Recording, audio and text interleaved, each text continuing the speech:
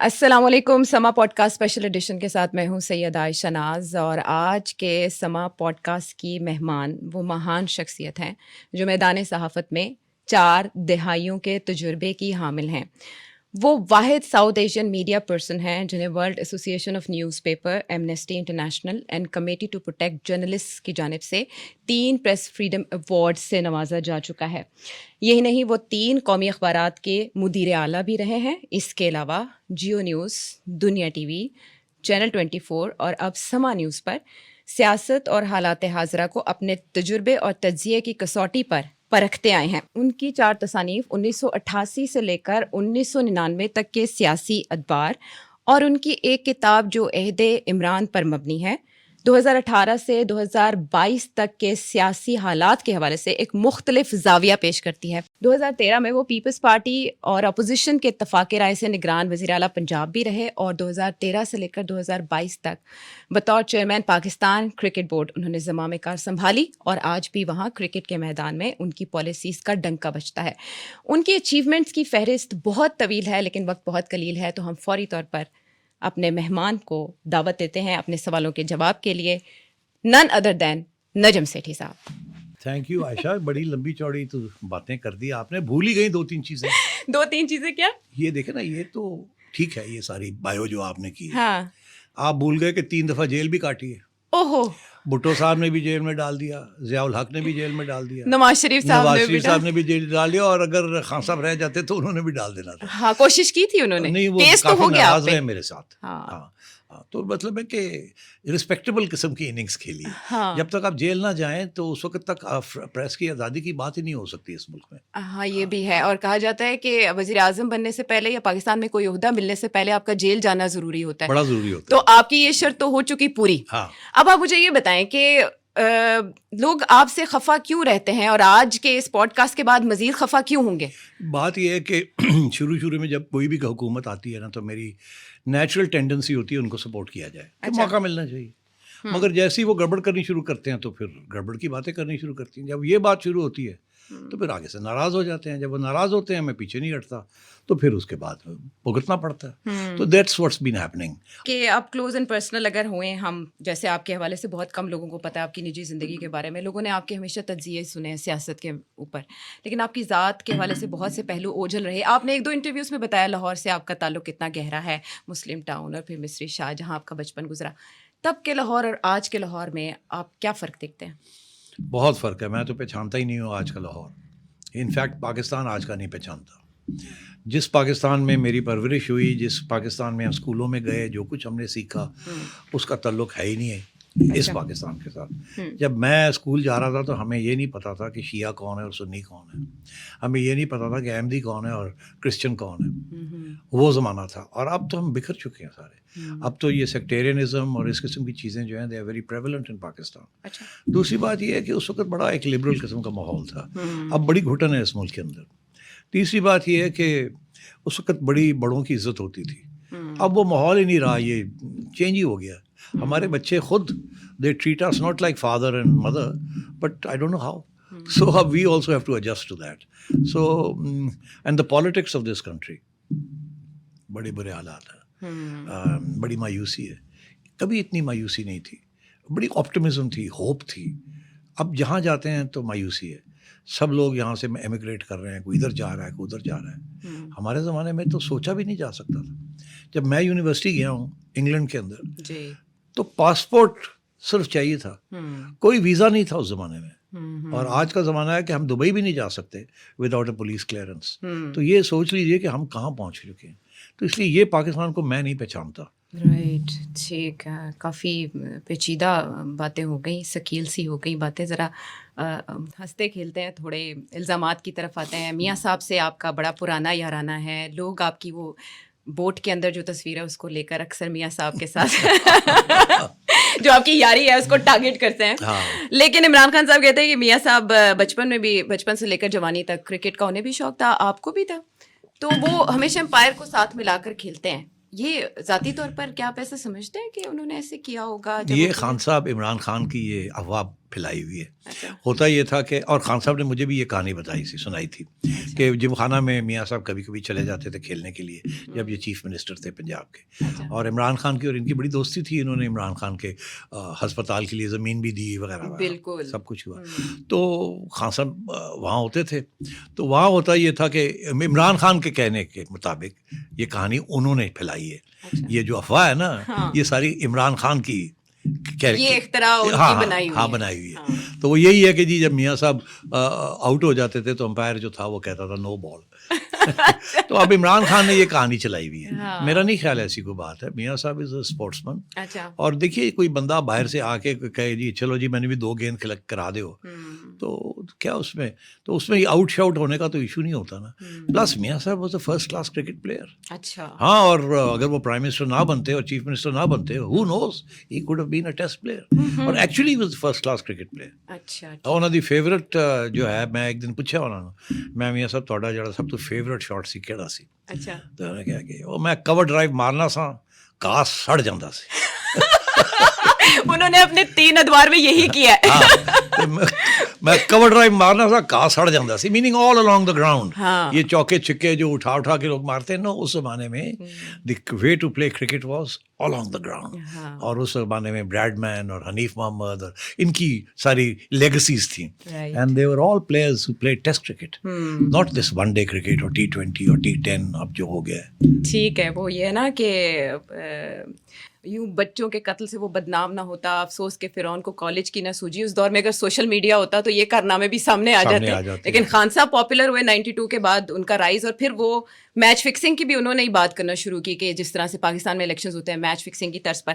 اچھا, coming back to your childhood, آپ نے ایک انٹرویو میں کہا کہ آپ کے گھر کا ماحول بڑا مذہبی تھا, ادبی تھا, فنون لطیفہ سے دلچسپیاں تھیں اور رغبت بھی تھی, لیکن آپ آ گئے جرنلزم کی طرف. اب آپ نے 2-3 سوال اکٹھے پوچھ لیے, گھر کا ماحول, مذہب, جرنلزم. نہیں, آپ بتائیں آپ جرنلزم کی طرف میں کیسے آپ کو راغب ہوئے؟ بتاؤں, گھر کا ماحول مذہبی تھا but at a personal level. اچھا, سب نمازیں پڑھتے تھے, مگر یہ کوئی نہیں کہتا تھا کسی کو کہ نماز کا وقت ہو گیا نماز پڑھے. یہ کوئی نہیں کہتا تھا کہ چلو اب مسجد جا کے نماز پڑھو. اچھا, مسلط نہیں کرتے تھے. بالکل نہیں. ایک بڑی والنٹری قسم کی چیز تھی. پھر یہ کہ کسی نے ہمیں بیٹھ کے یہ نہیں کہا کہ اب مولوی صاحب آ رہے ہیں اور آپ قرآن شریف پڑھیں, بیکاز اس زمانے میں مولوی صاحب آئے اور وہ قرآن شریف پڑھاتے تھے مگر ہمیں پتہ ہی نہیں چلتا تھا ہم پڑھ کیا رہے ہیں اور اس کا معنی کیا ہے. رٹا والی بات تھی. تو یہ تو دس از ناٹ ایکسیپٹیبل. بھائی آپ ہمیں بتائیں تو ٹھیک, لکھا کیا ہے, تو وہ کوئی بتانے والا نہیں تھا. تو دیٹ از ہاؤ انفارچونیٹلی بہت گھروں میں ایسے ہی ہوتا رہا ہے. تو اس قسم کا آپ اگر کہتے ہیں نا گھر کا ماحول جو ہے وہ مذہبی نہیں تھا. مذہبی ہوتا اگر وہ زبردستی ہمیں مذہب کی طرف لے کے جاتے, مگر وہاں سب کچھ والنٹری تھا, فریڈم تھا. تو سو آئی تھنک باقی یہ جو بات ہے کہ پھر وہاں اور ہمارے گھر میں پنجابی بولی جاتی تھی, اردو نہیں بولی جاتی تھی. اچھا, انفیکٹ ہمارے گھر میں آئی واز دا فرسٹ سن جو کہ ایک انگلش میڈیم اسکول میں گیا اور انگلش میڈیم اسکول میں جا کے انگریزی سیکھی, اور یہاں تک کہ گھر والوں بیچاروں کو انگریزی نہیں آتی تھی. حالانکہ my mother was a bachelor of arts, BA کیا ہوا تھا انہوں نے, والد صاحب نے بھی کیا ہوا تھا, مگر نانی بہنیں وغیرہ یہ سارے جو تھے, میری خالہ وغیرہ, دے ور آل اردو نان انگلش میڈیم. تو گھر کے اندر تو پنجابی ہوتی تھی. تو اب کوئی مہمان اگر جب آ جاتا تھا تو مجھے بلایا جاتا تھا کہ آ کے انگریزی بول. اچھا, وہ انگریزی کیسے بولے بھائی, انگریزی کوئی بولنے والا ہو تو بولے. اب اسکول میں تو انگریزی بولی جاتی تھی. سینٹ اینتھنیز میں گیا تھا, میں ایچسن کالج نہیں گیا. یہ بھی ایک غلط فہمی ہے کہ میں ایچسن کالج گیا ہوں. میری ساری فیملی ایچسن کالج گئی. میں نے فیصلہ کیا میں نے نہیں جانا ایچسن کالج. میں نے یہ مڈل کلاس سینٹ اینتھنیز میں ہی رہنا ہے, جہاں فوجی جرنیلوں کے, کرنلز کے, بریگیڈیئرس کے, کیپٹنس کے بچے آتے تھے اور بیوروکریٹس کے بچے آتے تھے. اور وہاں ایک ماحول تھا جس میں کرسچنز بھی تھے, ہندوز بھی تھے اور مسلمان بھی تھے, شیعہ تھے, سنی تھے, and we never knew who was who. تو یہ چیفس کالج جو ہے نا, یہ آئی ایم ناٹ, آپ نے رد کر دیا. ہاں, میں نے اس کو نہیں ایکسیپٹ کیا. یہ سب کو واضح ہونا چاہیے کیونکہ واقعی یہ غلط فہمی پائی جاتی ہے کہ آپ وہاں زیر تعلیم رہے. اچھا, ٹھیک ہے. تو ایک اور question interesting, there are so many questions جو ذہن میں آ رہے ہیں, لیکن ظاہر ہے آپ کا وقت بہت قیمتی ہے. آپ کا نیوز سورس آپ نے یہ جو ٹرم تھی وہ میڈیا میں انٹروڈیوس کرائی کہ آپ کے پاس کوئی چڑیا ہے جو کہیں پہ بھی پر مار سکتی ہے. اب اس کی دیکھا دیکھی کسی نے فاختہ, کسی نے عقاب, کسی نے چیل, اور یہاں تک کہ چڑیل تک ہے لوگوں کے پاس. لیکن آپ کے مائنڈ میں یہ آئیڈیا کیسے آیا اتنا کریٹیوٹی؟ نہیں دیکھیے, دو چیزیں نا یہاں. ایک تو یہ ہمارے کلچر کے اندر آپ نے دیکھا لوگ بیٹھے ہوتے ہیں طوطے لے کے فال نکالنے کے لیے, ٹھیک ہے نا, تو وہ ایک پارٹ آف دا کلچر ہے. اچھا اچھا ٹھیک, اچھا. تو وہ تو ذہن میں تو تھا ہاں کہ وہ بھی ایک قسم کے نجومی ہوتے ہیں جو بتاتے ہیں آپ کو کہ یہ ہوگا وہ ہوگا, طوطا ہے کہہ رہے ہیں, اچھا بھائی 10 کی میاں مٹھو ادھر لے کے جاتے, میاں مٹھو ادھر لے کے جاتے. اچھا اچھا. تو ایک تو خیر وہ ذہن میں تھا ایز این آئیڈیا. مگر انگریزی کا ایک محاورہ ہے, وہ ہے a little bird told me. یہ انگریزی کا ایک محاورہ ہے, کیونکہ پوچھتا ہے تمہیں کیسے پتہ یہ بات. تو انسٹیڈ آف سیئنگ کہ جی مجھے عائشہ نے بتایا ہے, کیونکہ وہ پرابلم نہ بن جائے, تو آپ لوگ وہاں انگریزی کا محاورہ ہے لٹل برڈ ٹولڈ می. اچھا, اس لٹل برڈ کو جب اردو میں ٹرانسلیٹ کرتے ہیں تو ایک چڑیا نے مجھے بتایا, تو وہ ذہن میرا اس وقت چل رہا تھا لٹل برڈ ٹولڈ می. مجھے منیب فاروق نے پوچھا کہ یہ بات آپ کو کیسے پتا, تو اب میں کیا کہتا کہ مجھے زرداری صاحب نے بتائی ہے, تو یہ میں نہیں کہہ سکتا تھا. تو پھر میں نے یہ کہا کہ ایک چڑیا نے مجھے, میری ایک چڑیا ہے اس نے بتائی. تو باتوں باتوں میں یہ شے شروع ہو گئی. اس کے بعد وہ چڑیا بڑی فیمس ہو گئی, پھر نوٹوریس بھی ہو گئی. لوگوں نے کہنا جو چڑیا بڑی غلط عورت, غلط چڑیا ہے, یہ کر دی وہ کر دی. بٹ چڑیا کی خبر پکی ہوتی تھی بیکاز سورس پکی ہوتی تھی. اب ایک چڑیا نہیں ہے, بہت سی چڑیا ہیں. اب دیکھیے 30-40 سال اگر جرنلزم آپ نے کی ہو عائشہ, تو بڑی تعلقات بن جاتے ہیں نا ہر لیول پہ. پھر میں گورنمنٹ میں بھی رہا ہوں, مطلب ہے کہ میں سارے بیوروکریٹس اس وقت جو پاکستان کو چلا رہے ہیں, ایک زمانے میں وہ سارے پنجاب میں تھے نا. So I interacted with them when I was chief minister Punjab. اسی طریقے کے ساتھ mid-90s میں I was member of the federal cabinet under Farooq لغاری. ملک معراج خالد کی جو کیبنٹ تھی ایز منسٹر فار اکاؤنٹیبلٹی, تو اس میں بھی میرے بڑے تعلقات بن گئے ود دا بیوروکریسیز. تو اب ہر جگہ پہ اچھے لوگ بیٹھے ہوئے ہیں جو میری چڑیا ہیں, وہ مجھے بتا دیتے ہیں اندر کی خبر کیا ہے. اور میں نے آج تک کبھی ذکر نہیں کیا کہ مجھے کس نے یہ بتایا. مجھے الٹا بھی ٹانگ دیں گے تو میں نہیں بتاؤں گا مجھے کس نے کیا بتایا. یہاں تک جگنو مجھے کبھی کبھی کہتی ہے کہ تم ابھی فلانے کو مل کے آئے ہو تو کیا باتیں ہوئیں, تو میں کہتا ہوں مجھے تو یاد ہی نہیں ہے, بیکاز مجھے پتا ہے کہ اگر میں نے بتا دی تو یہ بات وہ آگے کسی کو بتائے گی, وہ آگے کسی کو بتائے گی, یہ گھوم پھر کے واپس میرے پاس آ جائے گی. تو بہتر یہ ہے کہ یہ کہیں مجھے یاد ہی نہیں رہتا. تو آج کل I am become very forgetful. Okay, رازداری بشرط استواری. یہ تو میں نے بھی آزمایا ہے کہ اگر آپ کو گھما پھرا کے بھی کچھ پوچھنے کی کوشش کی جائے آپ ہوا نہیں لگنے دیتے. بالکل, اور پاسداری کرتے ہیں. ظاہر ہے کسی نے آپ کو راز دیا ہے تو پھر اس کی پاسداری بھی ضروری ہے, لیکن ایسا میڈیا میں بہت کم ہوتا ہے. یوزلی سورس لوگ بتا دیتے ہیں. لیکن آج کل کے زمانے میں جیسے ہی سوشل میڈیا آیا, جیسے ایک انقلاب آ گیا, لوگوں کی فنگر ٹپس کے اوپر ہے سب کچھ. تو آپ اپڈیٹڈ رہنے کے لیے کیا سورس استعمال کرتے ہیں؟ نیوز اور اپڈیٹس آپ تک کیسے پہنچتی ہیں؟ نیوز اپڈیٹس تو آج کل کچھ کرنے کی ضرورت ہی نہیں ہے, خود ہی آ جاتی ہے سارا کچھ. صرف وہ چڑیا کی خبر ہوتی ہے جس کے لیے کنفرمیشن چاہیے ہوتی ہے. تو اب ہر روز صبح انسٹاگرام ہو گیا یا فیس بک ہو گیا, یا آپ لوگوں کی ٹیم ہے جو مجھے سارا وقت فیڈ کرتی رہتی ہے, اور اوپر سے وہ ٹویٹر والے جو ہیں وہ جہاں جہاں سبسکرائب کیا ہوا ہے سارا کچھ آتا رہتا ہے. تو آپ کو پتہ ہے کہ میں اسے دیکھ رہا تھا کہ how many hours do I spend trying to learn کہ وہ کیا رہا ہے. اوکے, اسکرین ٹائم آپ کا کتنا ہے؟ 8 گھنٹے. 8 hours a day. آپ سوچیے 8 گھنٹے اگر میں سوتا ہوں تو 8 گھنٹے جو ہے is spent on reading and writing, not writing now, reading about what's going on in this country. اور 2-3 گھنٹے ہیں جب میں فون کرتا ہوں اپنی چڑیاں کو کبھی وہ فلانی چیز اندر کی کہانی کیا ہے, تو وہ بھی ٹائم لگتا ہے. تو آپ کے سامنے بھی کبھی کبھی ہوتا ہے, میں بیٹھا ہوتا ہوں اور بات ہم ڈسکس کر رہے ہوتے ہیں تو میں کہتا ہوں ذرا مجھے اندر کی بات لینے دو نا, تو I make a few calls here and there, تو آئی گیٹ دا انفارمیشن. اس کے بیسس کے اوپر بندہ انالیسس بلڈ کرتا ہے. ٹھیک ہے. اچھا, ویسے آپ آل راؤنڈر ہیں, آپ پورے دن میں بہت سے کام نمٹا رہے ہوتے ہیں اور پھر شو بھی کرتے ہیں. اس کے علاوہ بھی 2-3 آپ کے آفیسز ہیں, بہت سی چیزیں آپ نے دیکھنی ہوتی ہیں. آپ تھکتے نہیں ہیں کبھی, یا آپ سگریٹ نہیں پیتے؟ نہیں عائشہ, سگریٹ ایک زمانے میں پیتا تھا. اچھا, آپ کو نہیں پتا؟ نہیں, مجھے نہیں. میں نے سگریٹ پینے شروع کیے ایٹ دی ایج آف 35. اس سے پہلے میں نے کبھی سگریٹ نہیں پیا تھا. ایسا کیا ہوا 35؟ میں لاہور آ گیا. اس وجہ سے لاہور آ گیا, اور یہاں کی جو حالات تھے اور جو لوگ تھے انہوں نے مجھے پاگل کر دیا اور مجھے سگریٹ پینے شروع کر دیے. پھر 20 سال سگریٹ پیے. 20 سال کیسے پھر چھوٹے کیسے؟ وہ چھوٹے ایسے, وہ بھی ایک اچھی کہانی ہے, لمبی کہانی ہے, چھوٹی کر دیتا ہوں. جب مجھے گرفتار کیا گیا تو لے گئے مجھے کہیں, پٹیاں شٹیاں کھولیں, تو یونیفارم میں کچھ لوگ تھے, تو ڈاکٹر بلایا گیا. میں کہا جی ان کو تو چیک آؤٹ کر لیں. ڈاکٹر نے چیک آؤٹ کیا. ڈاکٹر نے کہا کہ ان کا بلڈ پریشر بہت ہائی ہوا ہے. تو مجھے پوچھنے لگے آپ سگریٹ پیتے ہیں؟ تو میں نے کہا ہاں. کہنے لگے کون سے؟ میں نے کہا بینسن اینڈ ایجز. تو اس نے اپنے وہ میرا خیال ہے کیپٹن تھا یا میجر تھا, اس نے اپنے اردلی کو کہا کہ جلدی سے جا کے ایک کارٹن بینسن اینڈ ایجز کا لے آؤ. کاٹن. تو پتہ نہیں کیا ہوا, ٹک. میں نے کہا کیپٹن صاحب آپ کارٹن منگوا رہے ہیں؟ تو اس نے کہا جی سر. میں نے کہا نہیں آپ مہربانی کریں, آپ نہ منگوائیں. اس کا مطلب یہ ہے کہ میں آپ کے گیسٹ اب کچھ عرصے کے لیے ہوں, آپ کارٹن منگوا رہے ہیں. یہ میں نے کہا. میں نے کہا کیپٹن صاحب مطلب ہے میں اور تھوڑا مہمان کچھ عرصے واسطے ہیں. تو نے کہا سر مجھے نہیں پتا, میں تو جسٹ فالوئنگ آرڈرس, تو میں ایک پیکٹ منگوا لیتا ہوں. میں نے کہا اب رہنے دیں, اب نہ ایک پیکٹ آئے گا نہ کارٹن آئے گا. وہ دن ہے اور آج کا دن ہے میں نے سگریٹ نہیں پیے. And it was a very difficult time for me, and I decided this is the time to stop smoking and to deal with this situation without the crutch of a cigarette. اس سے پہلے عائشہ یقین کریں ہر روز میں صبح اٹھتا تھا, میں کہتا تھا پھاڑ دو اس کو, پھینک دو, بڑی horrible test in my mouth, coughing اوے. پھر گاڑی میں جا رہا ہوتا تھا, غصہ چڑھتا تھا کہ سگریٹ کیوں نہیں چھوڑا جا رہا, اٹھا کے پیکٹ باہر پھینک دیتا تھا. اور پھر جا کے کہتا تھا جلدی سے پیکٹ لے کے آؤ. اداریہ نہیں لکھا جاتا تھا جب تک پورا ایک پیکٹ سگریٹ نہ پیا جائے. وہ it gives you a stimulus نا. تو but then I stopped smoking so long time ago. اپنے آپ سے اور کمٹمنٹ میں کر نے لی. بالکل I have not touched it since then. اچھا یعنی آپ کو کسی انسان نے نہیں کہا, یہ آپ کی سیلف کمٹمنٹ تھی اور آپ کمٹمنٹ کے بس پکے ہیں. بہت ہو گیا. اچھا ٹھیک ہے. سگار اور حکے وغیرہ کی طرف تو اب رغبت آپ نہیں یقین تھا. نہیں کریں گے کہ سگریٹ سے پہلے میں نے سگار شروع کیا تھا, اچھا مگر وہ اتنا مہنگا تھا, پھر میں نے گیو اٹ اپ. آپ کی فائد شاہ رہے. ویل اس وقت تو حالات ٹھیک نہیں تھے, اب بہتر ہو گئے. ہاں لیکن میں نے دیکھا ابھی بھی آپ کا بہت ہولڈ ہے. ویل چلتا ہے. آپ ایک اچھے اکانومسٹ بھی ہو سکتے ہیں. ہاں look I am doing a number of things. Number of things. میں میڈیا تو مطلب ہے کہ اس سے پہلے ایکیڈیمک تھا. میں کیمبرج یونیورسٹی میں پی ایچ ڈی کر رہا تھا. وہ چھوڑ کے اپنے پاکستان آیا اس کی ڈیٹا کلیکٹ کرنے کے لیے.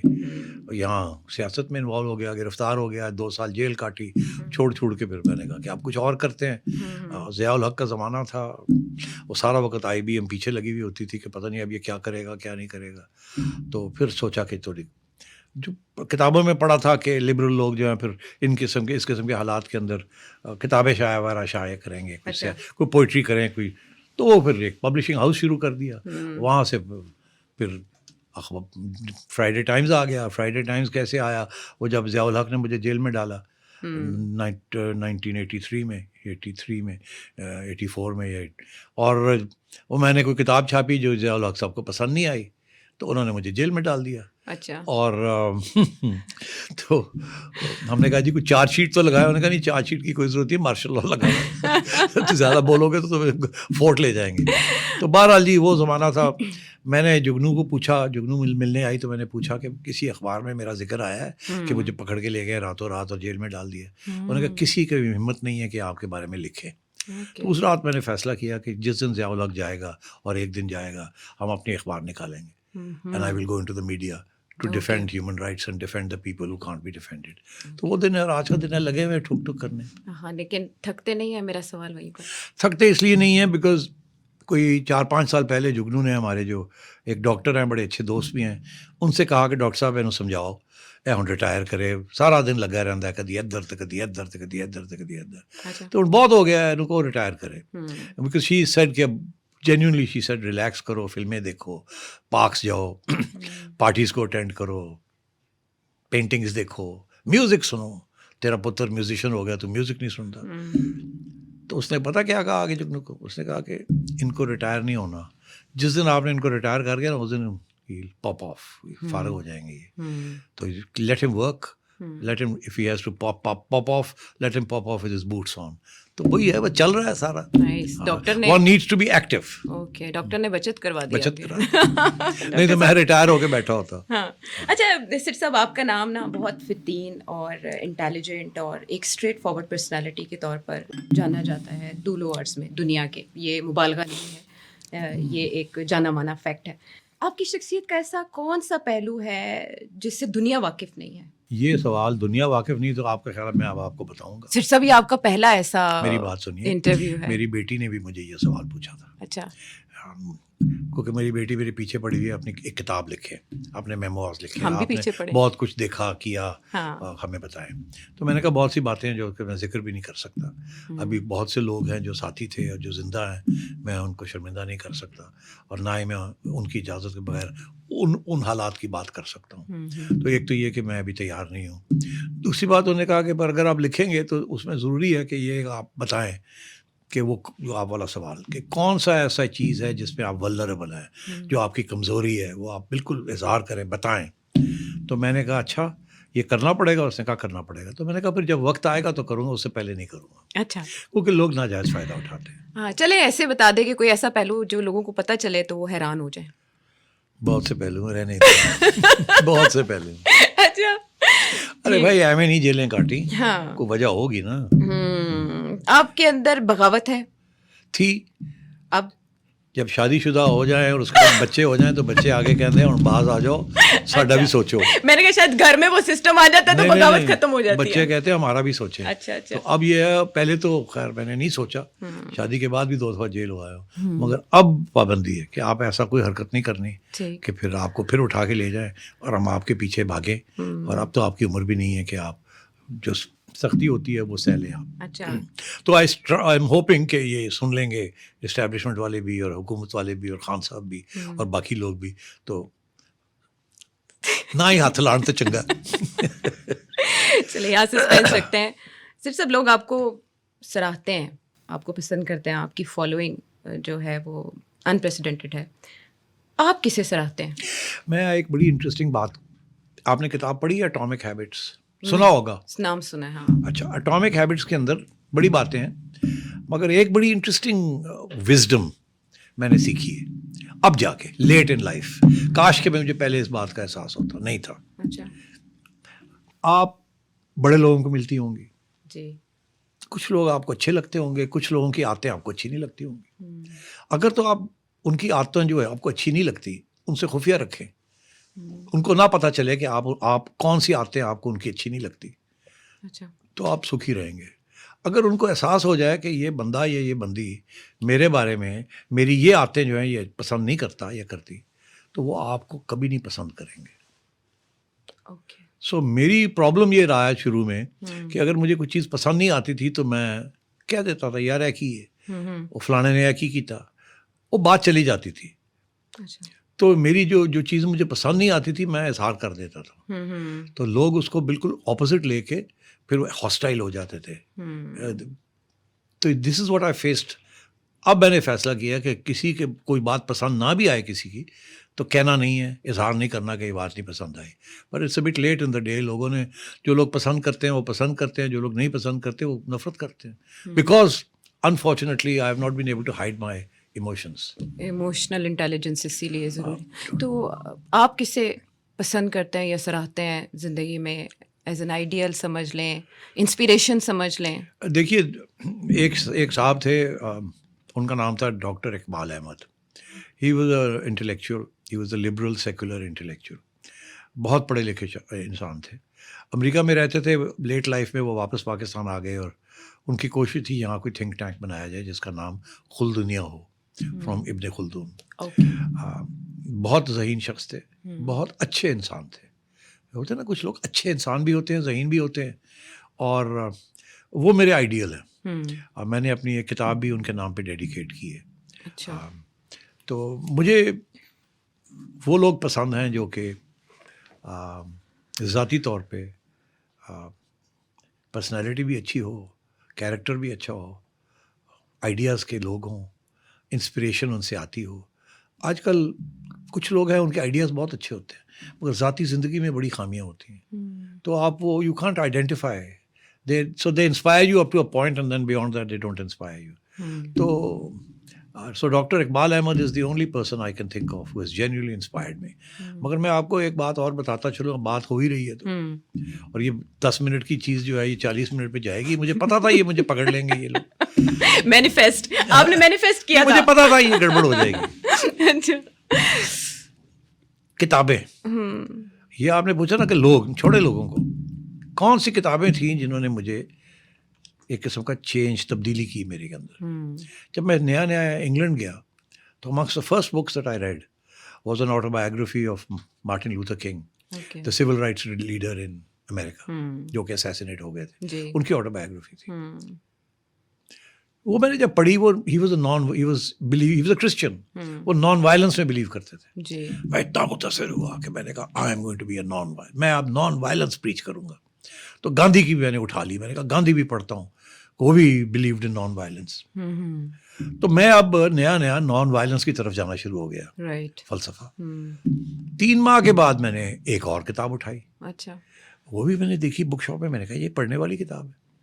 اس کتاب کا نام تھا wretched of the earth by Frantz فانون.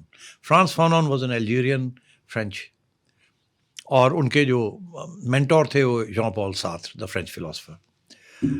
جب میں نے وہ کتاب پڑھی ریچڈ آف دی ارتھ, اور اس کا ذکر عمران خان نہیں کرتے, مگر اس کی ایک اور کتاب ہے جس کا ذکر عمران خان انڈائریکٹلی بھی کرتے ہیں. ان کی ایک یہ کتاب تھی ریچڈ آف دی ارتھ, جو کہ تھرڈ ورلڈ کنٹریز کے اوپر تھی, جو کہ کالونائزیشن سے ابھی بھی نئی نکلی ہیں. اس کتاب کے اندر یہ بتایا گیا ہے کہ جو کالونائزر تھا, ان دس کیس دا برٹش اور دا فرینچ اور دا پورچوگیز, اس وقت America was not a colonizer in those days. تو یہ تھی, these are the outposts of imperialism. تو اس نے وہ کتاب لکھی کہ جی جو کالونائز کرنے آتا ہے, وہ کالونائزڈ جو بنا کے جاتا ہے پیچھے, وہ کون لوگ ہیں. اچھا. وہ جب میں نے پڑھا تو میرے بارے میں تھی. تو I was one of the black skins white masks. رنگ میرا گورا نہیں تھا, ذہن میرا گوروں کی طرف بنتا جا رہا تھا.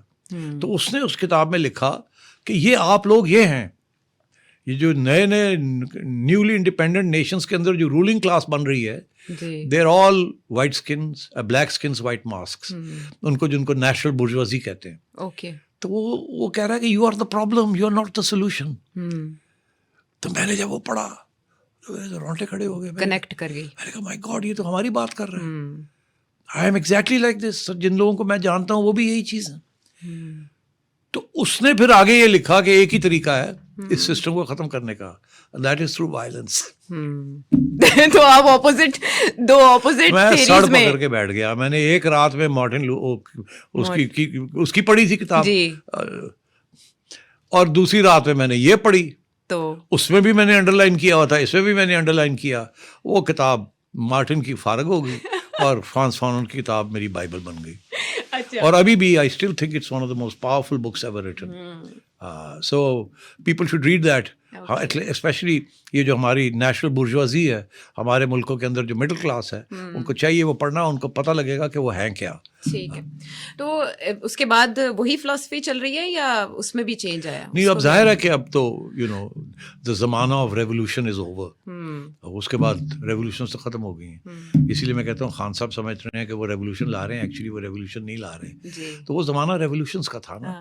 پوسٹ کلونیل پیریڈ کے اندر انقلاب آ رہے تھے مختلف ملکوں میں, against imperialism, against colonised national ruling classes, اور تو اس قسم کی وہ اب حالات نہیں رہے. اچھا, آپ کے خیال میں آپ نے اتنی شخصیات کا انٹرویو کیا ہے, آپ کا ان سے تعارف ہوا, کس شخصیت کے اثر میں, سحر میں آپ زیادہ دیر گرفتار رہے, یا انہوں نے آپ کو بہت متاثر کیا؟ نہیں, کوئی خاص متاثر نہیں ہوا کسی سے بھی, ٹو بی ویری آنیسٹ. سب جھوٹ بولتے تھے. ایک انٹرسٹنگ انٹرویو تھی. کون سی؟ دیکھیے, ہوتا یہ ہے کہ انٹرویو کے اندر کوئی لوگ اگر آپ زیادہ اگریسو ہو جائیں اور ان کو کنفرنٹ کریں تو وہ اگلی دفعہ انٹرویو نہیں دیتے. ٹھیک ہے, اور آپ کی ریپوٹیشن ہو جاتی ہے کہ ان کو انٹرویو نہیں دینی. جی. تو اب ظاہر اگر ہم میڈیا میں ہیں تو ہم تو چاہیں گے نا کہ انٹرویوز ملتے رہیں, تو کمپرومائز کرنا پڑتا ہے نا, تو پھر مزہ نہیں آتا. بس وہ ٹھیک ہے, تھوڑی بہت بات چلتی ہے. ایک انٹرویو بڑی انٹرسٹنگ تھی, جو کہ وہ میں قاضی حسین احمد صاحب کی انٹرویو کر رہا تھا. اچھا. جو جماعت اسلامی کے سربراہ کے طور پر. اوکے. اس وقت تو پہلے تو وہ مانتے نہیں تھے, بیکاز وہ مجھے ہمیشہ کہتے تھے تم ادھر میں ادھر. ٹھیک, ہاں, رائٹ لیفٹ, اور وہ رائٹ ریلیجس اور میں لیفٹ سیکولر. تو مطلب ہے کہ بڑی ٹوٹل, مگر دوستی بڑی تھی قاضی صاحب سے.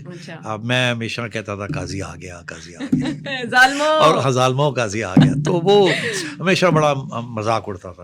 اور قاضی صاحب بائی دی وے بڑے جینٹل آدمی تھے, اور بہت اچھے آدمی تھے. ان کی پرسنالٹی بڑی زبردست تھی. آئی لوڈ ہم.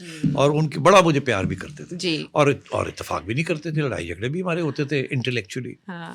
اور جب فوراً کوئی گیسٹس آتے تھے میڈیا والے تو مجھے ہمیشہ کہتے تھے کہ جماعت اسلامی سے ملائیں, تو میں ہمیشہ ان کو لے کے جاتا تھا قائد صاحب کے پاس. اچھا. تو ان سے ملاتا تھا. تو وہ ایک اس قسم کا آنا جانا بھی تھا کہ قائد صاحب بندہ آیا جس ذرا گولی دیو نا حکمت دی. اچھا, قائد صاحب پنجابی نہیں بولتے تھے, اردو بولتے تھے. آتی تھی انہیں ہاں پنجابی؟ آتی ہوگی مگر بولتے اردو تھے, بڑی ترجیح دیتے تھے نفیس اردو. نفیس. اچھا, سو اینی وے, تو قاضی صاحب میں جب انٹرویو ہو رہا تھا تو میں نے قاضی صاحب کو مشکل سوال پوچھ لیے. اچھا. تو قاضی صاحب ناراض ہو گئے. اوہو. قاضی صاحب ناراض ہو گئے اور انہوں نے پہلے مجھے ہلکی سی دھمکی دی جو کہ بیسکلی یہ تھی کہ تم تو امریکن ایجنٹ ہو تو اس قسم کے سوال پوچھ رہے ہو. تو مذاق میں کہا؟ نہیں, سیریس ہو گئے, اوکے. ناراض ہو گئے نا. میں بھی ایویں پنگا لے لیا کوئی. ٹھیک. تو انہوں نے بیٹھے بیٹھے کیمرہ چل رہا ہے, انہوں نے کہا کہ ہاں ایز این امریکن ایجنٹ آپ تو یہ کہیں گے نا. جب میں کافی ہل گیا, میں کہ مائی گاڈ, یہ تو گڑبڑ ہو گئی. اسٹریٹ. اچھا خیر, اس کے بعد پھر میں تھوڑا سا پیچھے ہٹا.